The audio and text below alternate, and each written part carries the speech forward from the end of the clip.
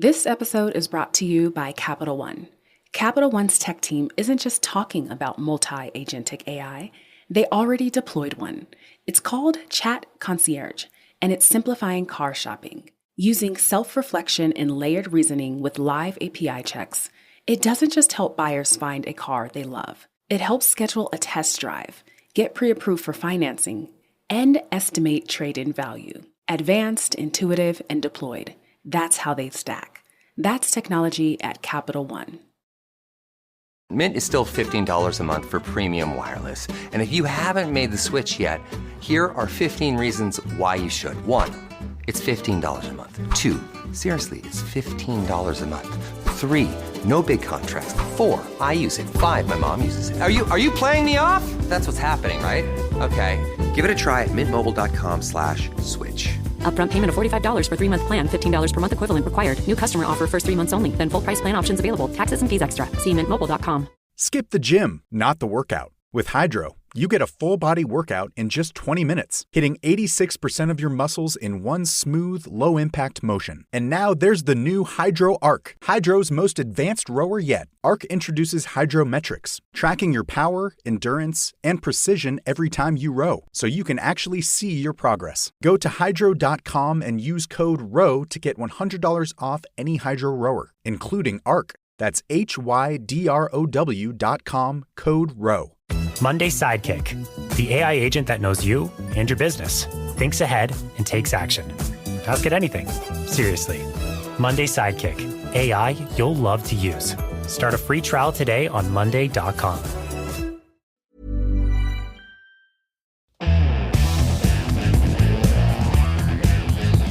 This is the Daily Tech News for Monday, October 6th, 2025. We tell you what you need to know, follow up on the context of those stories, and help each other try to understand. Today, OpenAI is desperate for more servers, and who might take over for Apple's Tim Cook? Well, we got an idea. I'm Tom Merritt. And I'm Rob Dunewood. Let's start with what you need to know with that big story. It's actually big stories. We have a trio of OpenAI related stories to you this weekend. The Financial Times reports on the status of OpenAI's hardware effort. You might recall that OpenAI acquired one of Johnny Ive's companies in May, and the team around that has been building OpenAI's hardware strategy. FT sources say that it's a palm-sized device. There have been some other leaks that say this as well. About the size of a smartphone, but no screen. It has a camera or possibly multiple cameras, a microphone, some speakers, and it would be meant to sit on a desk and then respond to you, kind of like an Amazon Echo, but a lot smaller. And you could also carry it around if you want. It would always be on to collect data and would not need a wake word to interact with. It had previously been reported that the device might arrive by the end of next year, but Financial Times says that's probably going to be later. Maybe we're looking at 2027. One challenge is deciding on the voice and the mannerisms of the device's personality. If you don't got a wake word, it needs to know when to talk and how to be useful and not annoy you. Another challenge is how to balance privacy. If it's collecting data all the time, how do you balance privacy with the utility of having the model know a lot about you? And another problem is, of course, how to get enough computing power to make these models work well for a large number of users. Sources told the Financial Times that all of these seem like normal problems in any product development process. I'm excited for these to come out so Johnny Ive can show me exactly what I need to use it for, because I still have not quite figured that out yet. And it's the same thing. When I first got my first Amazon Echo, I didn't really know how to use it until I figured out how to use it. And then I switched over to the Google Nest, and kind of same thing there. Once you know how to use it, you know how to use it. But it wasn't clear when I first got it. So I'm looking at this, and even though we haven't seen anything yet, I'm wondering, what am I going to use this for? But it's Johnny Ive, so it'll probably be awesome. Oh yeah, it'll be a big blank white room. He probably won't do that anymore. That's his Apple signature. But I get a little more from this Financial Times article about what this might end up being, and it's very much around the personality. It's very much sounds like a voice assistant, but not one that's just meant to sit in a room that you talk to. One that you could easily move with you. It takes up less space.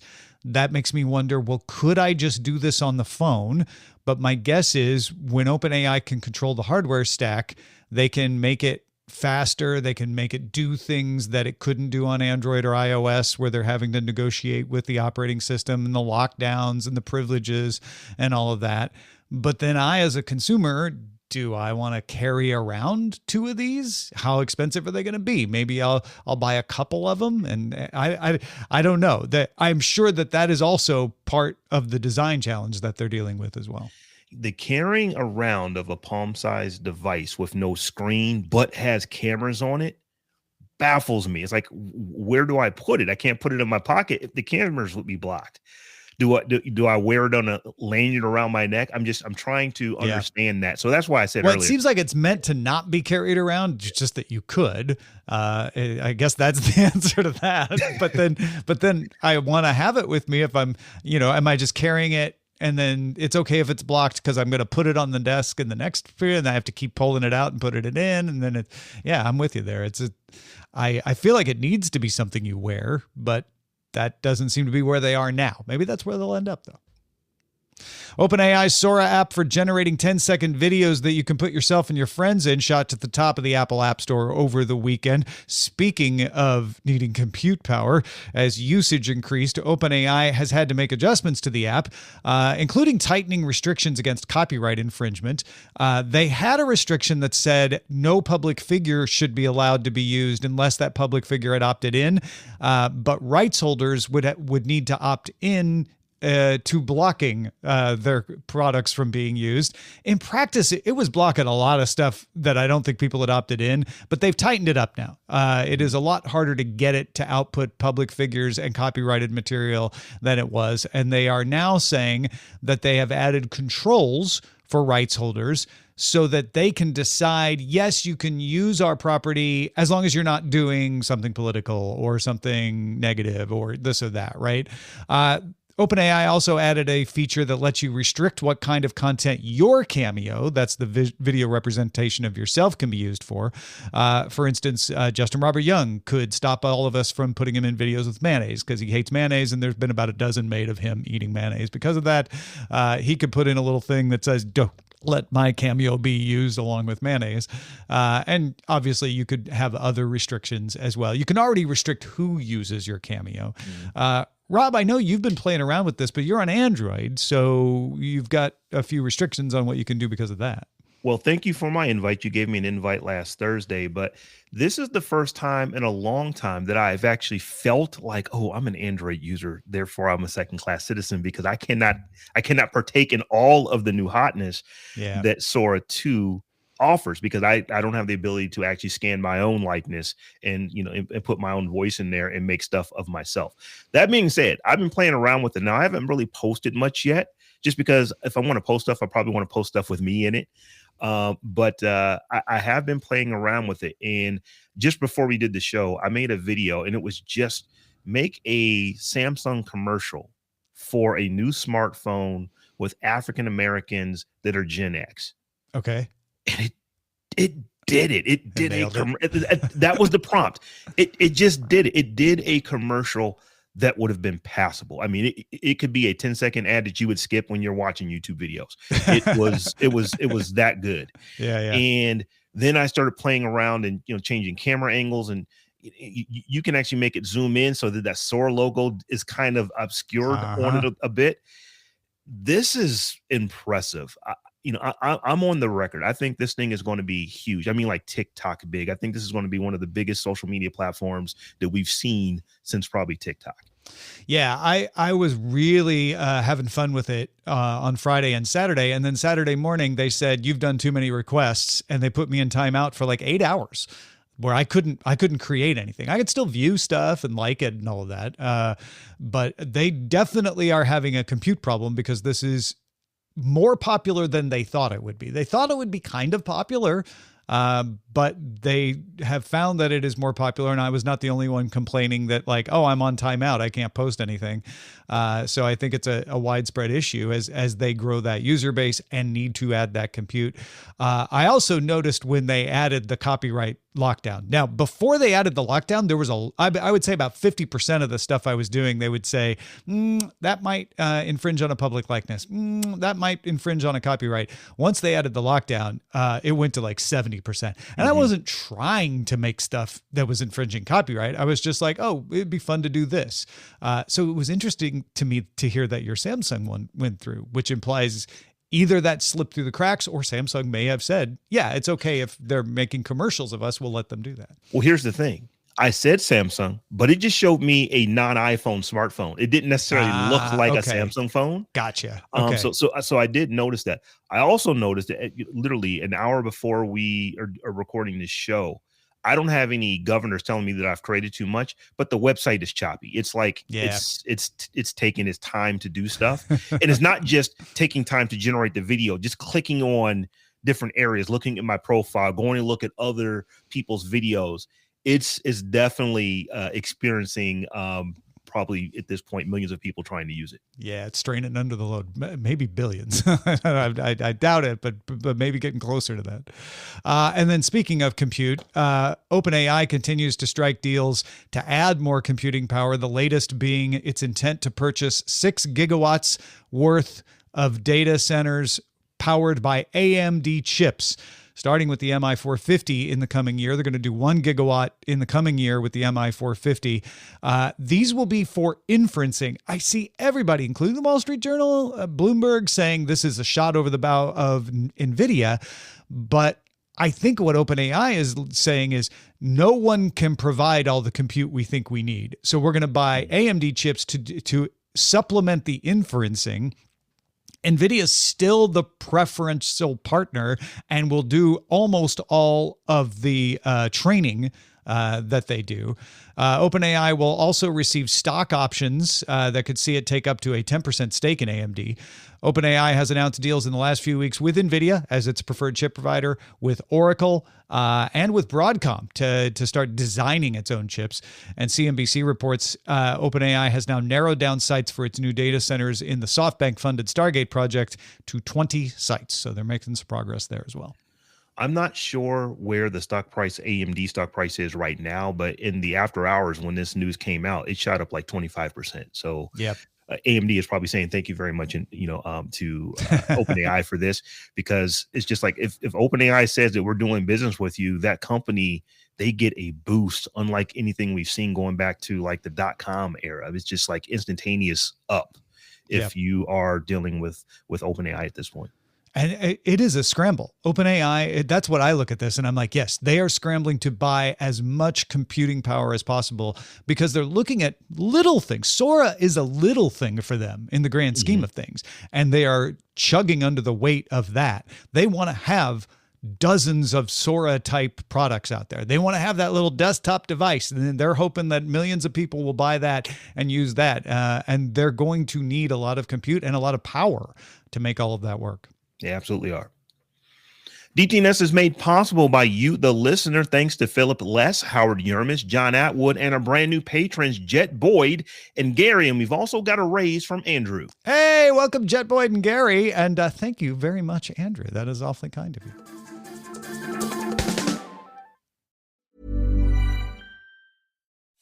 If you love to travel, Capital One has a rewards credit card that's perfect for you. With the Capital One Venture X card, you earn unlimited double miles on everything you buy. Plus, you get premium benefits at a collection of luxury hotels when you book on Capital One Travel. And with Venture X, you get access to over 1,000 airport lounges worldwide.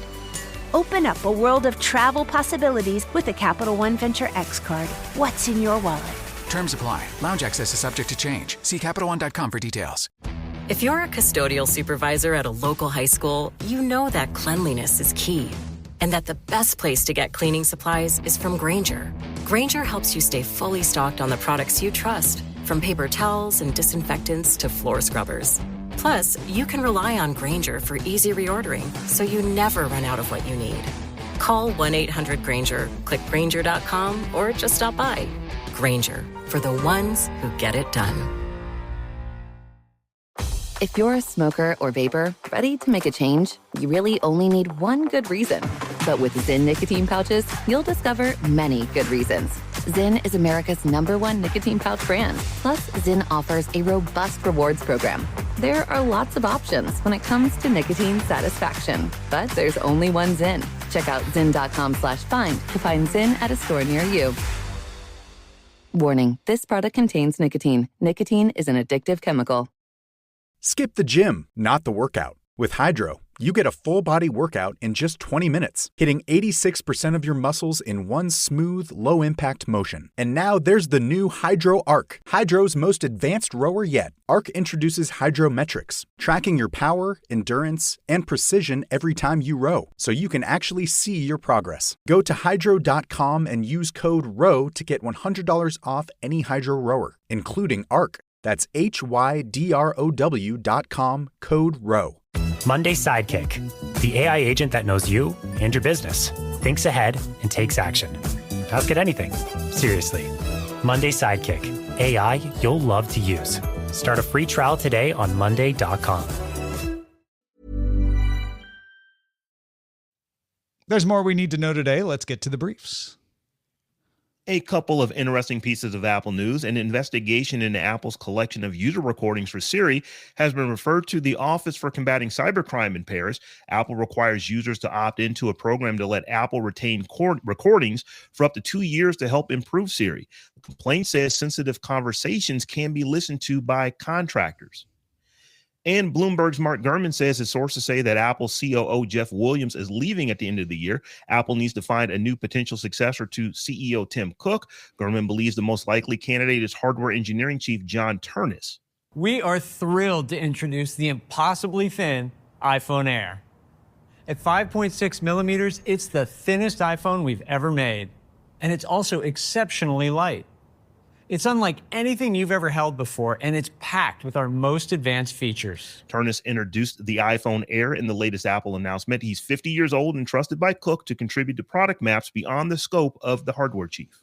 Yeah, it's still early, but Gurman seems convinced. I don't think Cook's going to be stepping down anytime soon, but investors like to know that there's somebody waiting in the wings for that sort of thing. So with Jeff Williams leaving, obviously they are going to want to make it clear. It feels like leaking this out to Gurman is their way of making it clear without making it clear, if that makes sense.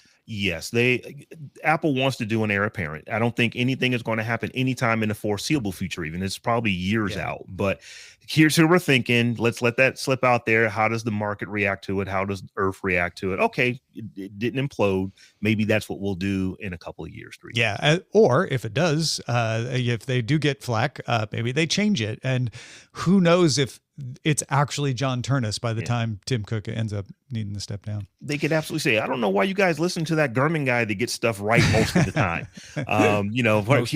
Most of the time he gets it right, but there's times like this when he doesn't. Maybe. Here's a cautionary tale for all of us. South Korea's Ministry of the Interior and Safety reported Wednesday that a fire at the National Information Resource Service's Daejeon headquarters destroyed a G Drive cloud storage system that contained files for more than 750,000 civil servants. The system had been in use since 2018 and gives each worker up to 30 gigabytes of storage. However, because of that large capacity, they had not done external backups. Now, not all ministries relied on the system exclusively, thankfully, but some did.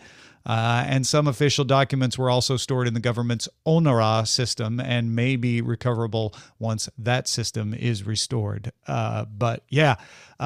Local, on-device, local, and external backup. External backup, very important in that system. It's kind of crazy to me that they're not backing this stuff up.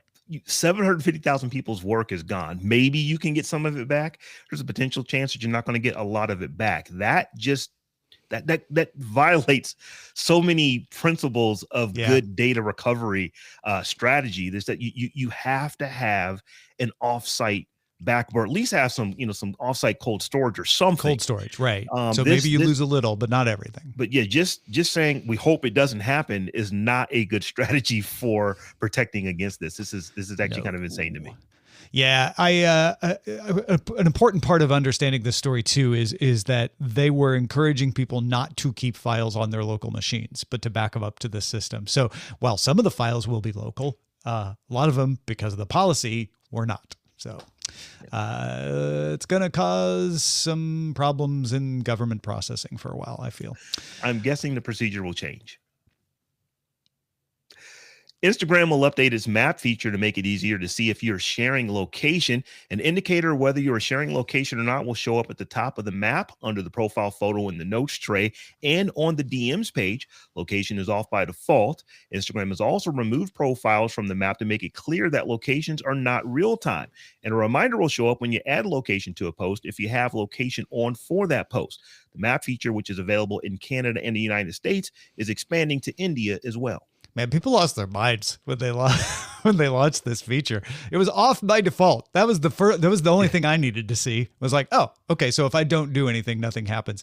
But even if I did turn it on, it was making a map of places I've been, not tracking me at the time, and people didn't understand that. So Instagram's still doing spin control here. Yeah, I'm wondering, how did it?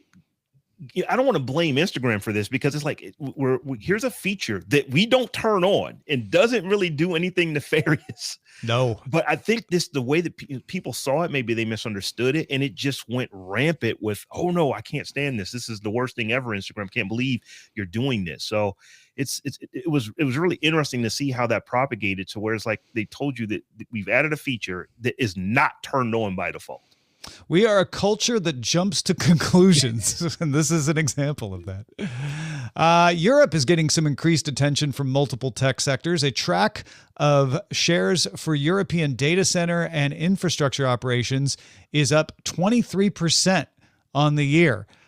So this is like a bundle of shares in those sectors. Power generators in particular leading the charge, as investors expect there to be a lot of data centers built in Europe and new power capacity needed for them. Reuters also reports that Chinese autonomous car makers now targeting Europe for expansion of their sales. Chinese EVs have been moving into Europe, and autonomous cars are coming on their heels, or I guess on their bumpers. Yeah, EVs made in China. They are there. Tesla is still Tesla, but they are there. They are competing quite well, pretty much everywhere that is not the United States. All right, finally, some quick headlines that are just good to know if you want to understand the news in the future. Google followed Apple in removing apps from its store that let users track and report sightings of U.S. immigration and customs enforcement agents after they violated Google policies over user-generated content moderation. Microsoft felt compelled to tell Windows Central over the weekend, quote, "We are actively investing in our future first-party consoles and devices designed, engineered, and built by Xbox." They're not abandoning Xbox. Dbrand has put together an orange skin for Pixel phones that are color matched to Apple's Cosmic Orange. It is a fine color, I might say. The color is also available for the Switch 2, AirPods cases, the Galaxy S25, laptops, and more. DeepMind released details of a research project called Code Mender, which can automatically detect, patch, and rewrite vulnerable code. On Saturday, October 4th, YouTube streamer Kurt J. Mack finished his 14-year walk in Minecraft to the edge of the match, which he began in March of 2011. Wow. Sega and the International Olympic Committee have reached a licensing deal to sell official Olympic merchandise with Sonic the Hedgehog and the Olympic rings. Match made in heaven. That's awesome. And former PayPal CEO Dan Schulman will take over as CEO for Verizon from Hans Vestberg, who will depart the company on October 4th, 2026. All right, folks, some of these were submitted by folks on our subreddit. What would you like to hear us talk about? Let us know in that very subreddit, reddit.com/r/Daily Tech News Show.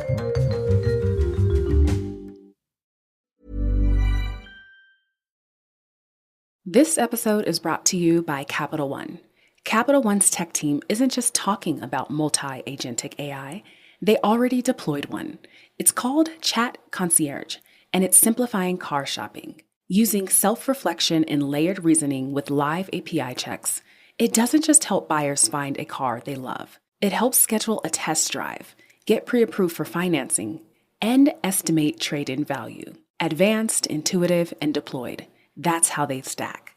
That's technology at Capital One. If you're a smoker or vapor ready to make a change, you really only need one good reason. But with Zyn nicotine pouches, you'll discover many good reasons. Zyn is America's #1 nicotine pouch brand. Plus, Zyn offers a robust rewards program. There are lots of options when it comes to nicotine satisfaction. But there's only one Zyn. Check out zyn.com/find to find Zyn at a store near you. Warning, this product contains nicotine. Nicotine is an addictive chemical.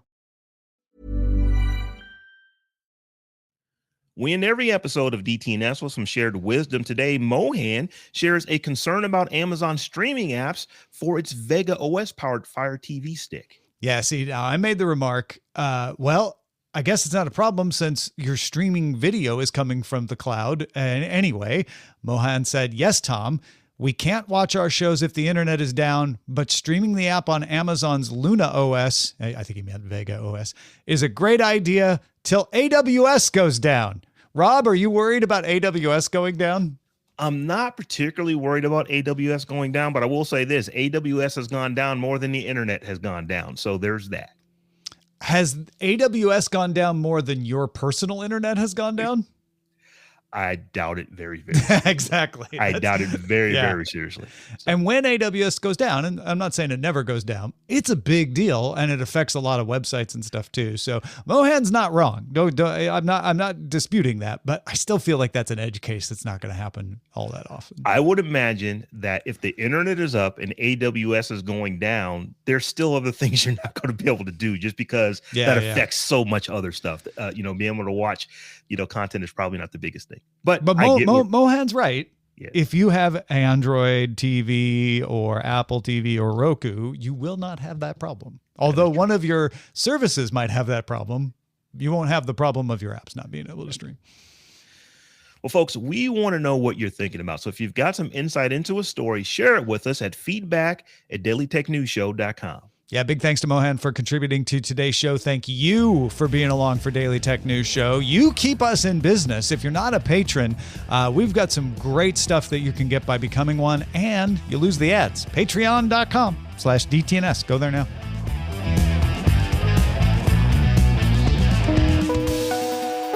The DTNS family of podcasts, helping each other understand. Diamond Club hopes you have enjoyed this program. Ready to order? Yes. We're earning unlimited 3% cash back on dining and entertainment with the Capital One Saver Card, so let's just get one of everything. Everything? Fire everything! The Capital One Saver Card is at table 27 and they're earning unlimited 3% cash back. Yes, Chef! This is so nice. Had a feeling you'd want 3% cash back on dessert. Ooh, tiramisu! Earn unlimited 3% cash back on dining and entertainment with the Capital One Saver Card. Capital One, what's in your wallet? Terms apply. See CapitalOne.com for details.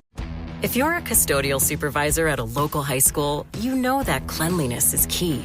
And that the best place to get cleaning supplies is from Grainger. Grainger helps you stay fully stocked on the products you trust, from paper towels and disinfectants to floor scrubbers. Plus, you can rely on Grainger for easy reordering, so you never run out of what you need. Call 1-800-GRAINGER, click Grainger.com, or just stop by. Grainger, for the ones who get it done.